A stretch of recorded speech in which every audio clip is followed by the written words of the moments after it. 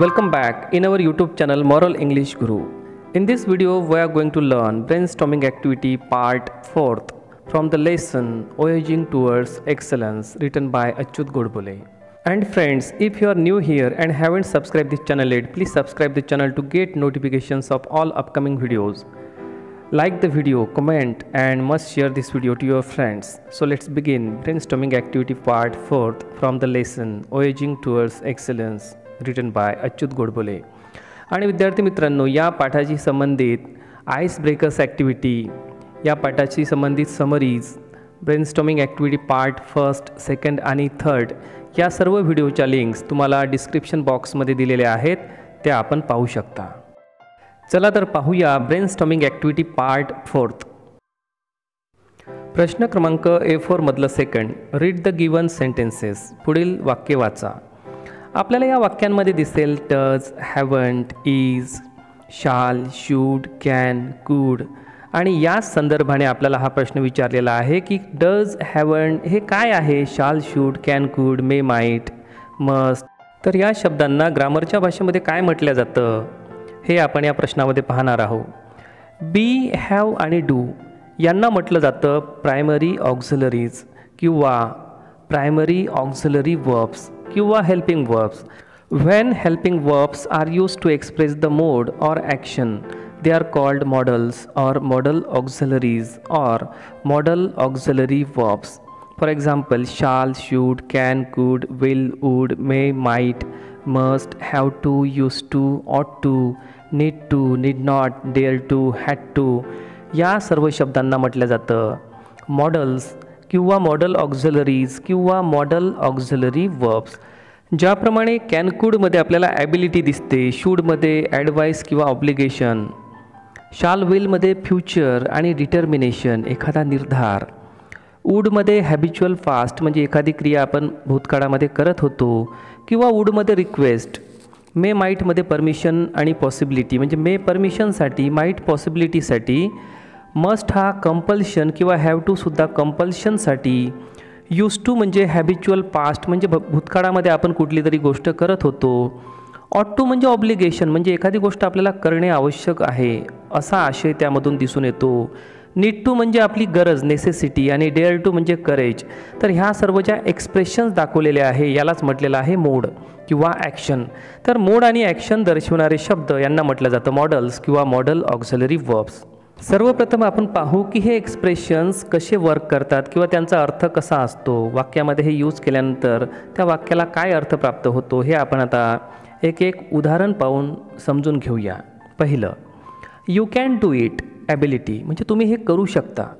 You कुड do it, you कुड do it म्हणजे तुम्ही हे करू शकले. तर करू शकता किंवा करू शकले यामधून आपली ॲबिलिटी दिसून येते म्हणजे ॲबिलिटी दाखवणारा शब्द आहे कॅन. दुसरं, you should study hard for grand success म्हणजे ग्रँड सक्सेस मिळवायचं असेल तर शूड स्टडी अभ्यास केला पाहिजे ही आहे advice. You should attend school regularly तुम्ही स्कूल रेग्युलरली अटेंड केलं पाहिजे हे आहे ऑब्लिगेशन म्हणजे आवश्यक गोष्ट. तर यामधून शूडमधून आपल्याला ॲडवाईसही दिल्या जाते आणि ऑब्लिगेशन पण. I will go to school futurity, I will go मी जाईल. तर विल या शब्दामधून दिसून येते फ्युचरिटी म्हणजे भविष्य काळामध्ये घडणारी एखादी क्रिया. I shall go to school यामधून दिसून येईल डिटर्मिनेशन म्हणजे मी शाळेत जाणारच. तर विल आणि शाल हे डिटर्मिनेशन आणि फ्युचरिटी दाखवणारे शब्द आहे. यामधून सुद्धा कुठली तरी ॲक्शन दिसून येते. I would play flute habitual fast भूतकाळामध्ये तुम्ही काहीतरी करत होते, तुमची एक सवय दाखवण्यासाठी वूड या शब्दाचा वापर यामध्ये केला जातो. भूतकाळामध्ये म्हणजे मी कधीतरी मी फ्ल्यूट वाजवायचो. सी वूड डान्स ब्युटिफुली ती फारच सुरेख डान्स करायची. Would you please help me काय तुम्ही मला मदत कराल. तर या ठिकाणी वूड हा शब्द रिक्वेस्ट म्हणून सुद्धा वापरला जातो. यू मे गो तुम्ही जाऊ शकता. मे या शब्दातून आपल्याला परमिशन दिल्या जाते. मे आय कम इन काय मी आतमध्ये येऊ शकतो. तर यामधून सुद्धा परमिशन. आणि इट माईट रेन पॉसिबिलिटी पाऊस पडू शकतो, पाऊस पडण्याची शक्यता आहे. तर शक्यता हे दिसून येते माईट या शब्दामधून. तर मे आणि माईट हे या ठिकाणी परमिशन आणि पॉसिबिलिटीसाठी वापरलेले आहेत. त्यासोबतच वी मस्ट हेल्प नीडी, आपण नीडी लोकांना हेल्प केली पाहिजे म्हणजे compulsion must. We must work hard, आपण खूपच मेहनत केली पाहिजे, केलीच पाहिजे must compulsion. We have to go forth, आपल्याला समोर गेलंच पाहिजे compulsion. We have to go म्हणजे आपल्याला जायचं आहे, पण या जायचं आहे मध्ये आहे कंपल्शन म्हणजे आपण गेलंच पाहिजे. मस्ट प्रमाणेच त्याचा अर्थ आहे. तर या ठिकाणी मस्ट आणि हॅव टू हे कंपल्शन म्हणून आलेले आहे. म्हणजे यामधून कुठली ना कुठली ॲक्शन किंवा कुठली ना कुठली एक मोड ऑफ ॲक्शन आपल्याला दिसून येतं. पुढे आहे आय यूज टू, तर हे सुद्धा होतं हॅबिच्युअल पास्ट दाखवण्यासाठी. I use to play cricket, मी क्रिकेट खेळत होतो, खेळायचो habitual past. She use to sing a song in school function, शाळेच्या फंक्शनमध्ये ती फारच चांगलं गाणं गायची हॅबिच्युअल पास्ट. आणि मी सुद्धा क्रिकेट खेळायचो. तर ह्या गोष्टी आहे हॅबिच्युअल पास्ट दर्शवणाऱ्या आणि हे दर्शवण्यासाठी शब्दाचा वापर केला जातो यूज टू या शब्दाचा. यूज टू हा शब्द इक्वल आहे वूड प्रमाणे. आय वूड प्ले क्रिकेट म्हणजे मी क्रिकेट खेळायचो आणि I use to play cricket म्हणजे मी क्रिकेट खेळायचो. दोन्ही शब्दाचा दोन्ही वाक्यांचा अर्थ एकच आहे. वी ऑट टू रिस्पेक्ट अवर एल्डर्स, आपल्याला आपल्या एल्डर्सचा रिस्पेक्ट करण्याची गरज आहे म्हणजे ऑब्लिगेशन, काहीतरी करण्याची गरज आहे. यू ऑट टू हेल्प युअर पेरेंट, तुम्हाला तुमच्या पेरेंटची मदत करण्याची गरज आहे, आवश्यकता आहे. तर गरज किंवा आवश्यकता ह्या ज्या गोष्टी आहेत त्या दर्शविल्या जातात ऑब्लिगेशन म्हणून.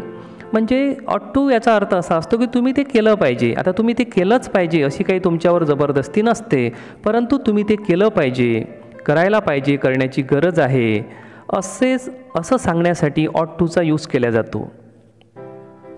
आय नीड टू गो, मला जाण्याची गरज आहे किंवा मी गेलं पाहिजे, मला जायला पाहिजे. तर यामध्ये नीड टू यामधून दिसून येईल नेसेसिटी, गरज. He needs to work in double shift, त्याला डबल शिफ्टमध्ये काम करणे गरजेचे आहे. तर गरजेचे आहे, त्याला जरूरत आहे, त्याला आवश्यकता आहे, त्याने ते केलं पाहिजे. आता या ठिकाणी नीड नॉट हा नेसेसिटी सारखाच यूज होतो. नीड नॉट म्हणजे गरज नाही. You need not say sorry, तुम्हाला सॉरी म्हणण्याची गरज नाही. आय नीड नॉट गो, मला आता जाण्याची गरज नाही. म्हणजे काहीतरी असं झालं असेल की आता तुम्हाला जाण्याची गरज नाही, तुम्हाला एखादं काम करण्याची गरज नाही, तुम्हाला तसं करण्याची गरज नाही. अशा प्रकारचे सेंटेन्स जर तुम्हाला बोलायचे असतील तर तुम्हाला त्या वाक्यामध्ये यूज करावा लागतो नीड नॉट.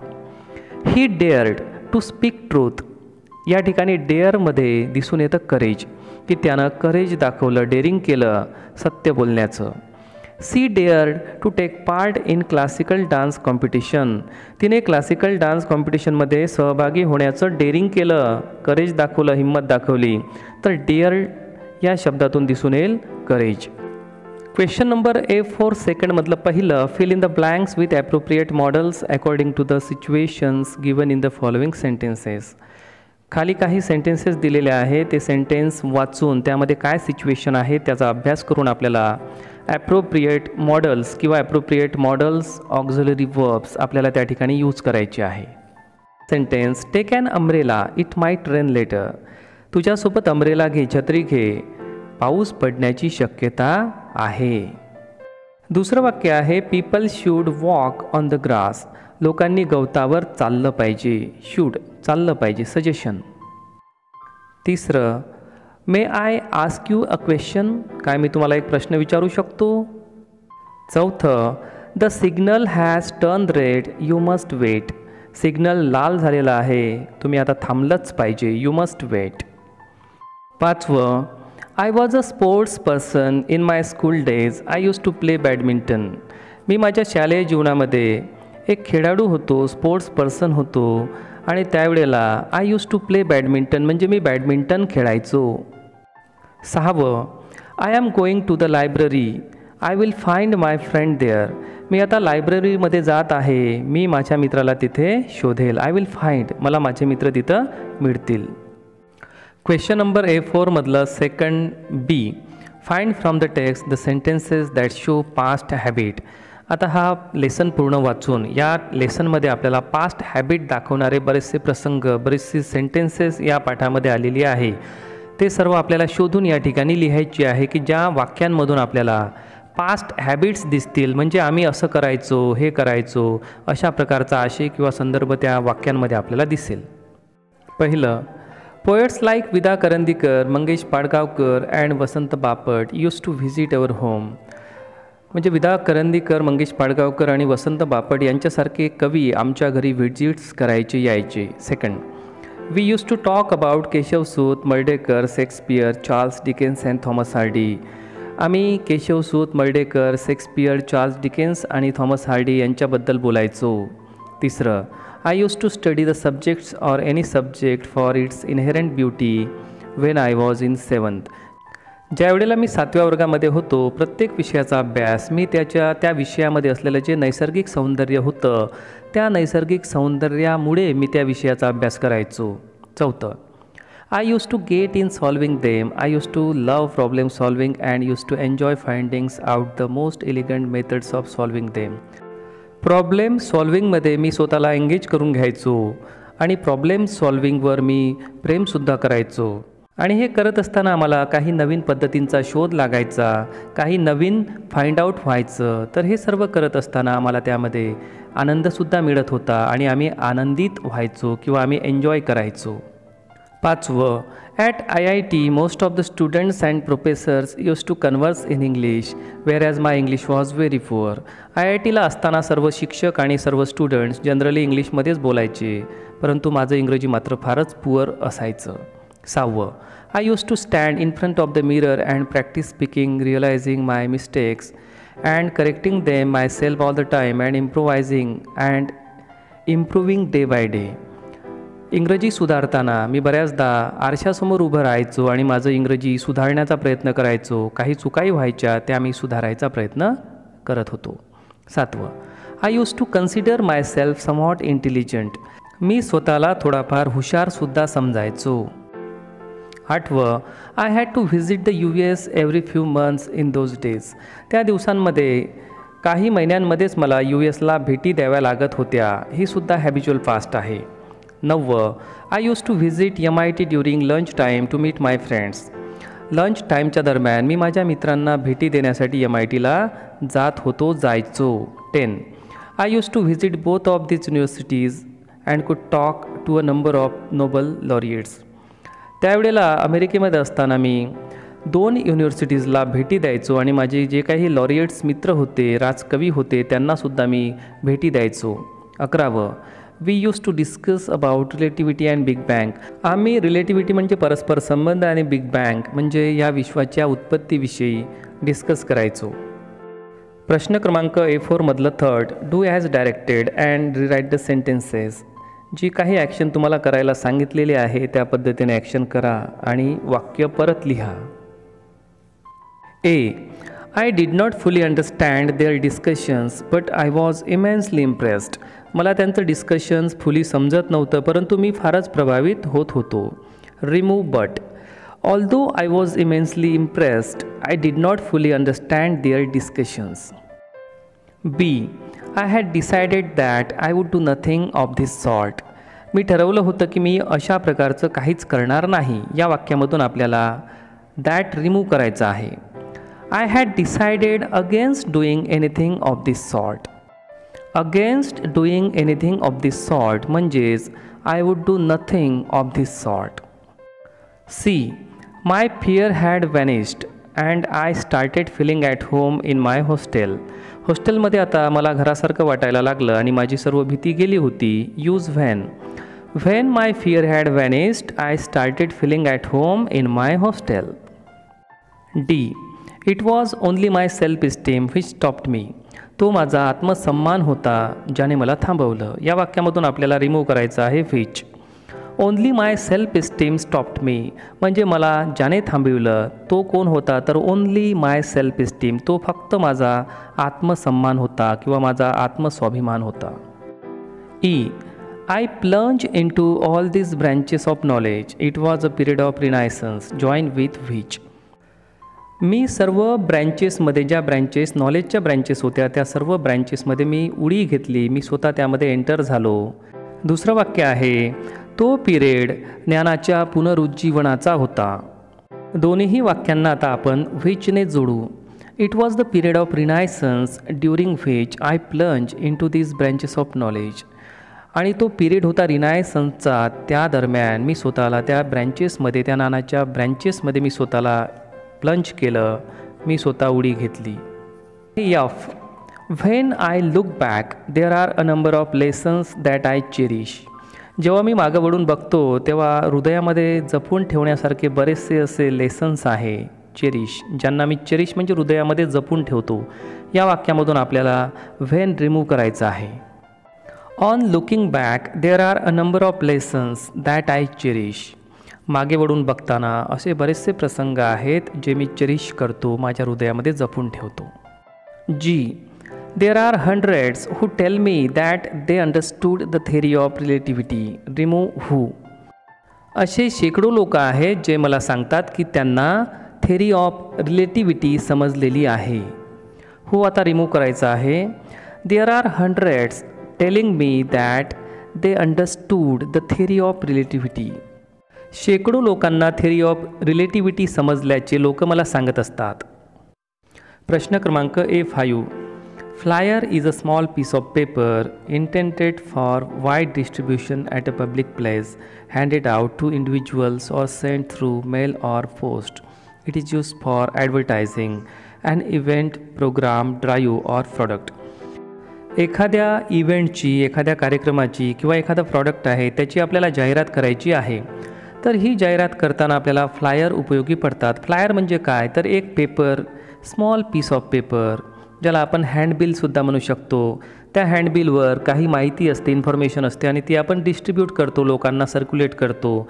तर असे आता काही फ्लायर्स आपल्याला बघायचे आहे. बघा, या ठिकाणी एक फ्लायर दिलेला आहे की new art, science and commerce college, new Delhi, admissions open. तुम्हाला जर या कॉलेजमध्ये ॲडमिशन्स घ्यायच्या असेल तर यामध्ये काही डिटेल्स दिलेले आहे की या ठिकाणी कोणते कोर्सेस आहे, ज्युनियर कॉलेज आहे आणि बरेचसं. त्यानंतर फीचर्स आहे की या ठिकाणी तुम्हाला काय वैशिष्ट्ये दिसतील, तर big, spacious and smart classrooms, highly experience teaching staff, advance courses and programs, modern and digital टेक्नॉलॉजीचा वापर या ठिकाणी होतो. हे आपल्याला त्या हँडबिलमधून दिसतं. त्यानंतर व्हाय टू चूज अस, आम्हालाच का निवडायचं, याच कॉलेजमध्ये ॲडमिशन आपण का घेणार.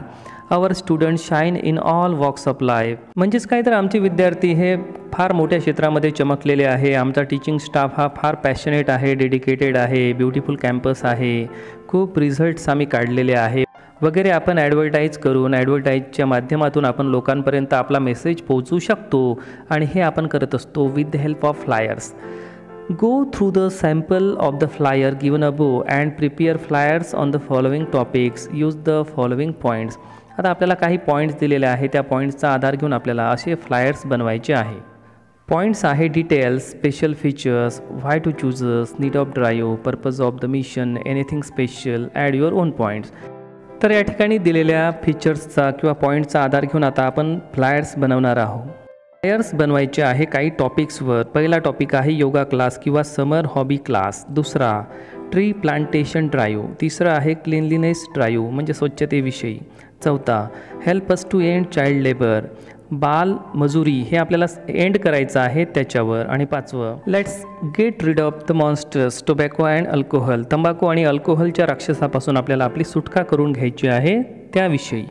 पहिलं फ्लायर आपण बनवलेलं आहे हेल्दी योगा क्लासेस. आमच्या योगा क्लासेसचं नाव आहे healthy yoga classes. Join us for a new class starting from Sunday. Contact number दिलेला आहे आणि व्हाय वी यामध्ये सांगितलेलं आहे we help to free your mind and body, strengthen your body muscles, go better control of you swing. त्यानंतर आपण advertise केलेलं आहे की तुम्हाला एक्सपर्ट गाईड मिळेल फॉर ऑल एज ग्रुप, प्रत्येक एज ग्रुपसाठी. इन अफोर्डेबल फीज पण तुम्हाला अफोर्डेबल असेल, परवडणारी असेल. त्यानंतर हे कधी स्टार्ट होईल, कुठे होईल, टायमिंग काय असेल, या सर्व गोष्टींची माहिती या फ्लायरमध्ये आपण दिलेली आहे. तर अशा प्रकारे आपण हेल्दी योगा क्लासेसचं ॲडव्हर्टायझिंग या फ्लायरच्या माध्यमातून करू शकतो. दुसरं फ्लायर आहे tree plantation drive.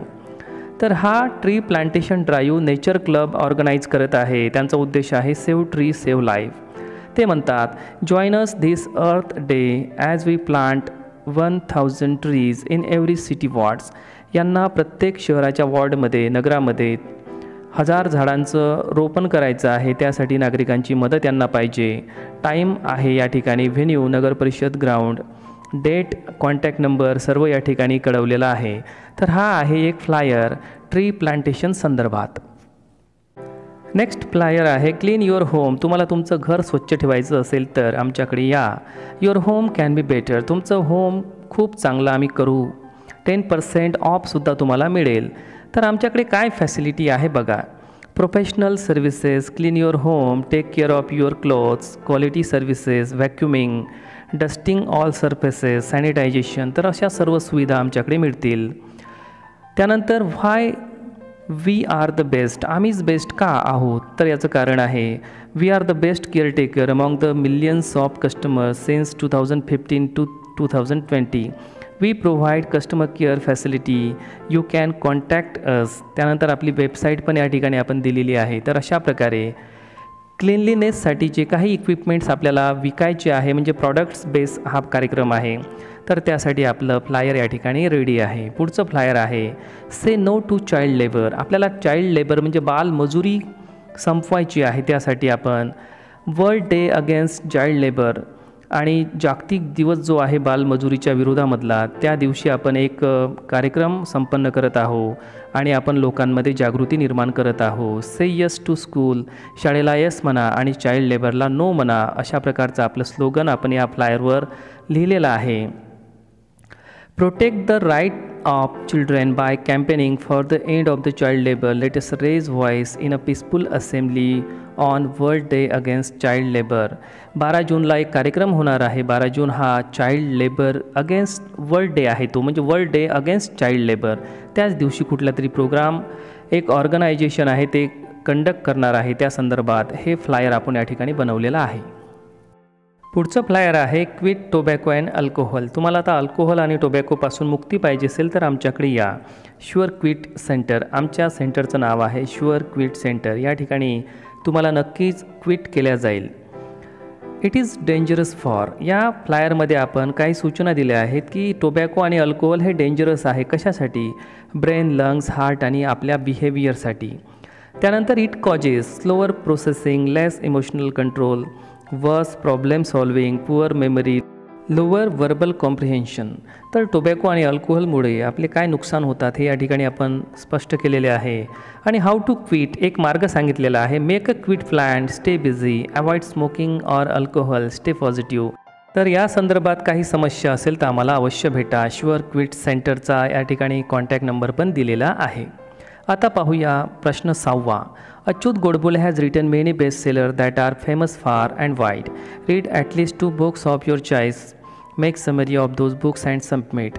Achyut Godbole यांचे बरेचसे असे पुस्तकं आहेत फार बेस्ट सेलर्स म्हणून त्या काळात प्रसिद्ध होते. आजही त्यांची पुस्तके फार मोठ्या प्रमाणात विकल्या जातात. आपल्याला त्यांच्या पुस्तकांपैकी 2 पुस्तकांचं वाचन करून या ठिकाणी एक समरी आपल्याला सबमिट करायची आहे. पाहूया आता समरी. पहिलं पुस्तक आहे मुसाफिर, जे अच्युत गोडबोले यांचं ऑटोबायोग्राफी आहे, आत्मचरित्र आहे. अच्युत गोडबोले यांचं पहिलं पुस्तक आहे मुसाफिर. त्यामध्ये आपल्याला सांगितलेलं आहे की अच्युत गोडबोले हे ट्रॅव्हलर म्हणून प्रसिद्ध आहेत. ते केवळ एका ठिकाणाहून दुसऱ्या ठिकाणावर त्यांनी ट्रॅव्हलिंग केलं नाही, तर एका पुस्तकामधून दुसऱ्या पुस्तकामध्ये किंवा एका विषयाकडून दुसऱ्या विषयाकडे अशा प्रकारचं त्यांचं ट्रॅव्हलिंग झालेलं आहे. अर्थशास्त्राशी, economics, musics, literature, political science, social science, computer, information technology, math, English किंवा अन्य इतरही विषयांशी त्यांचे पुस्तकं संबंधित होते. मुसाफिर या पुस्तकामधून आपल्याला त्यांच्या जीवनचरित्राबद्दल माहिती तर मिळतेच, पण त्यासोबतच रायटरचा जो काही इंटरेस्ट होता वेगवेगळ्या विषयांमध्ये त्यांच्या लहानपणापासूनच, आणि त्यांना वाचनाची प्रचंड आवड होती आणि ते जेव्हा सोलापूरला राहायचे तेव्हापासूनच ही आवड निर्माण झाली होती, याविषयी सुद्धा आपल्याला माहिती मिळते. त्यानंतर आपल्याला या पुस्तकामधून दुसरी एक गोष्ट माहीत होते की ट्रायबल एरिया, जो सोलापूरचा ट्रायबल एरिया होता, तर त्या ट्रायबल एरियापासून लेखकाने हायली सिव्हिलाइज्ड एरिया म्हणजे USA सारख्या MIT ते गेले, तर त्याचंही वर्णन यामध्ये आपल्याला दिसून येईल.